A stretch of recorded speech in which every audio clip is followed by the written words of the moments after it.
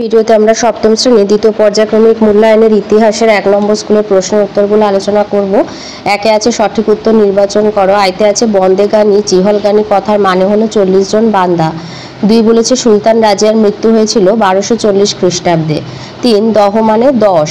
4 বিলগ্রামের যুদ্ধ হয়েছিল 1540 খ্রিস্টাব্দে। 5 টমাসরো এসেছিলেন মোগল সম্রাট জাহাঙ্গীরের দরবারে। 2 আছে অতি সংক্ষিপ্ত উত্তর দাও। আয় আনুষ্ঠানিক পোশাককে বলা হয় খিলাত।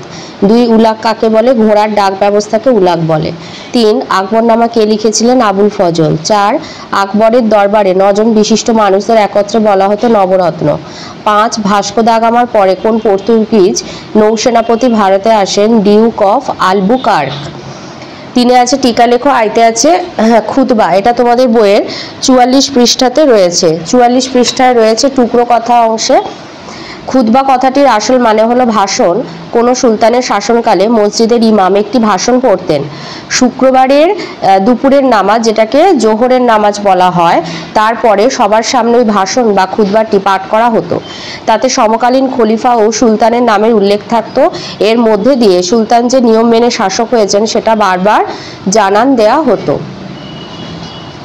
2 নম্বর টিকা দিয়েছে খানুয়ার যুদ্ধ। এটা আছে তোমাদের বইয়ের 71 পৃষ্ঠায়।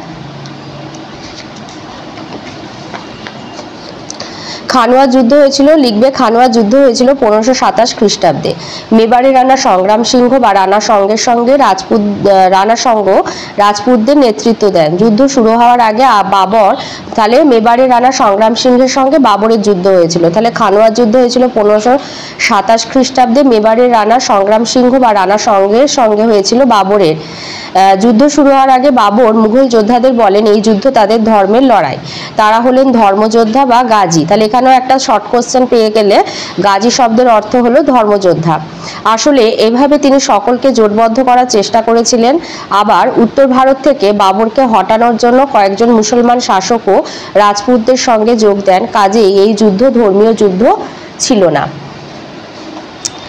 3 নম্বর টিকা দিয়েছি হুন্ডি। এটা তোমাদের বইয়ের 103 পাতাতে রয়েছে। তুর্কি শাসকদের আমলে কাগজের ব্যবহার শুরু হলে সরাফরা হুন্ডি নামে এক ধরনের কাগজ চালু করেছিল। বণিকরা কোনো এক জায়গায় সরাফকে টাকা জমা নিয়ে সেই কাগজ কিনে নিয়ে অন্য জায়গায় তা প্রয়োজন মতো ভাঙিয়ে নিত। এতে বণিকদের এক জায়গা থেকে আরেক জায়গায় টাকা নিয়ে যাওয়ার খুব সুবিধা হয়েছিল। 4 প্রশ্নে আসি। আইতে বলেছে পর্যটক পেজের বর্ণনায় বিজয়নগর সম্বন্ধে লেখো। এটা তোমাদের বইয়ের 66 পৃষ্ঠায় রয়েছে। পর্যটক পেজের বর্ণনা বিজয়নগর। নগরটি রোম শহরের মতোই বড়, দেখতে বড়ই সুন্দর। নগরের ও বাড়িগুলির বাগানের মধ্যে অনেক গাছের কুঞ্জ আছে। স্বচ্ছ জলের অনেকগুলি খাল শহরের মধ্যে দিয়ে প্রবাহিত। মাঝে মাঝে আছে দিঘি। রাজপ্রাসাদের কাছেই আছে তালবন ও অন্যান্য ফলের গাছ। এই নগরের লোকসংখ্যা অসংখ্য। রাস্তায় ও অলিতে গলিতে এত লোক ও হাতি চলাচল করে যে তার মধ্যে দিয়ে অশ্বারোহী বা পদাতিক কোনো সৈন্য যেতে পারে না। এই শহরটির মতো এত খাওয়া পড়ার ব্যবস্থা পৃথিবীর অন্য কোনো শহরে নেই। এখানে চাল, গম, অন্যান্য শস্য প্রচুর পরিমাণে পাওয়া যায়। রাস্তায় ও বাজারে ভারবাহী এত ষাঁড় চলাচল করে যে তাদের মধ্যে দিয়ে যাওয়া যায় না। হয়তো অনেকক্ষণ দাঁড়িয়ে থাকতে হয় কিংবা অন্য রাস্তা দিয়ে যেতে হয়। 2 নম্বর বলেছে দাক্ষিণাত্য ক্ষত ব্যাখ্যা করো। এটা তোমাদের বইয়ের 84 পৃষ্ঠায় রয়েছে। খ্রিস্টীয় সপ্তদশ শতকে ঔরঙ্গজেবের সময়ে মারাঠাদের শক্তি অনেক বেড়ে গিয়েছিল। ঔরঙ্গজেব ভেবেছিলেন যে দক্ষিণী রাজ্যগুলিকে জয় করতে পারলে সেখান থেকে অনেক বেশি রাজস্ব আদায় করা যাবে। তার সঙ্গে মারাঠাদের দমন করাও সহজ হবে। ঔরঙ্গজেবের আমলে মুঘলরা বিজাপুর ও গোলকোন্ডা দখল করেছিল। মুঘল সাম্রাজ্যের আয়তন এত বড় আগে কখনো হয়নি।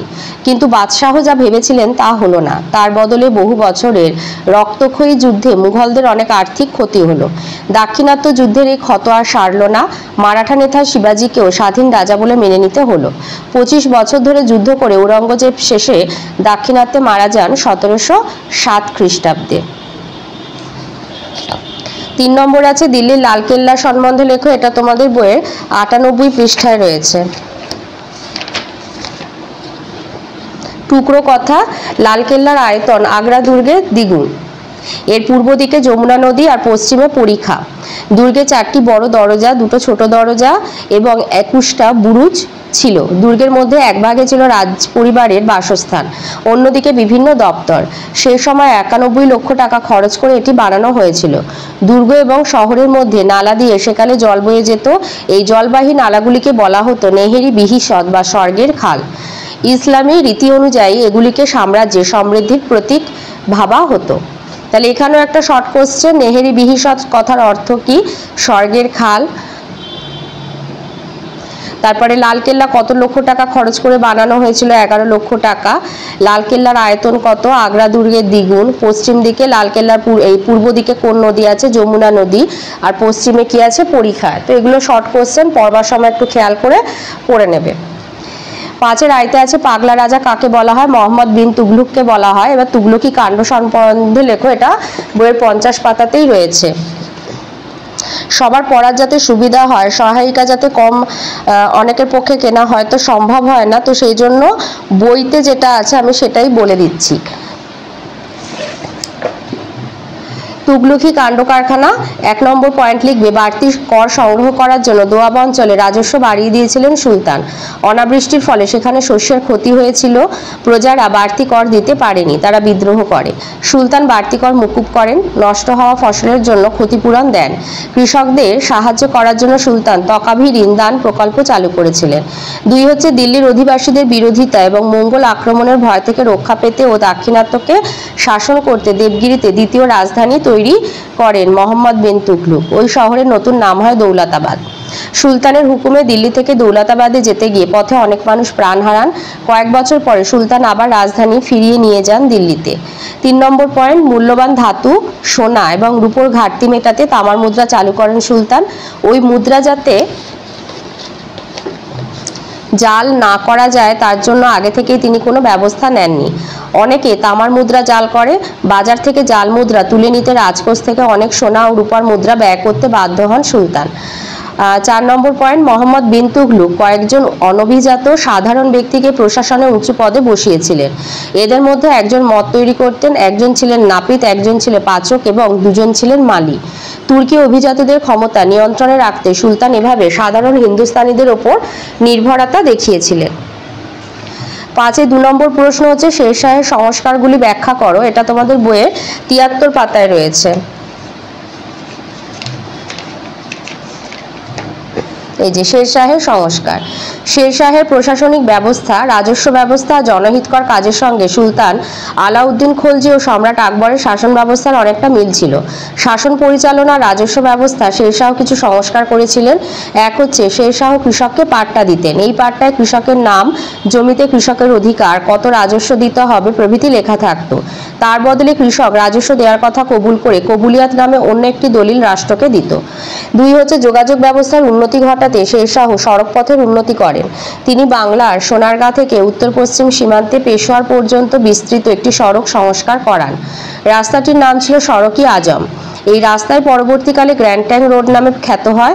এছাড়াও আগ্রা থেকে যোধপুর এবং চিতোর পর্যন্ত একটি সড়ক তৈরি হয়। লাহোর থেকে মুলতান পর্যন্ত আরেকটি রাস্তা তৈরি হয়। 3 পথিক ও বণিকদের সুবিধার জন্য রাস্তার ধারে ধারে অনেক সরাইখানা তৈরি করা হয়েছিল। 4 শেরশাহ ঘোড়ার মাধ্যমে ডাক যোগাযোগ ব্যবস্থার উন্নতি করেছিলেন। 5 সেনাবাহিনীর ওপর নিয়ন্ত্রণ রাখতে দাগ ও হুলিয়া ব্যবস্থা চালু রাখেন শেরশাহ। 5 3 নম্বর প্রশ্ন দিয়েছে সুলতানি আমলে জল সংরক্ষণ আর জল সরবরাহ সম্বন্ধে লেখো। এটা তোমাদের বইয়ের 95 পাতায় রয়েছে।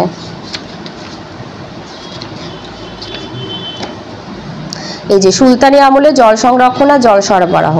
হৌজ বা তালাও বা যেটা জলাধার ছিল দিল্লি শহরে জল সরবরাহের গুরুত্বপূর্ণ উৎস। সুশাসনের প্রতীক হিসাবে জনসাধারণের জন্য সুলতানরা জলাধার খনন করতেন ও সংস্কার করতেন।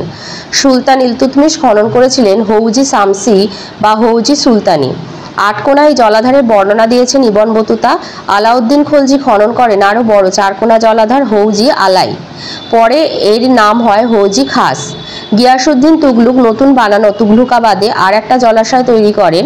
সেখানে উঁচু বাঁধ দিয়ে জল ধরে রাখা হতো। উল্টো দিকে সুলতানি রাষ্ট্রের বিরোধী স্থানীয় শক্তি শহরের অধিবাসীদের বিপাকে ফেলার জন্য হৌজি শামসির নালাগুলোর ওপর বাঁধ দিয়ে দিত। গিয়াসউদ্দিন বলবলের আমলে মেয়দস্যুদের ভয়ে শহরের লোকজন জল আনতে তালাও পর্যন্ত যেতে পারত না। ফিরোজ তুগলক এইসব নালার ওপর তৈরি বাঁধ ভেঙে জল সরবরাহ স্বাভাবিক করেন। তো এই ছিল আজকের আমাদের সপ্তম শ্রেণীর দ্বিতীয় পর্যায়ক্রমিক মূল্যায়নের ইতিহাসের 1 নম্বর স্কুলের প্রশ্নের উত্তরগুলো।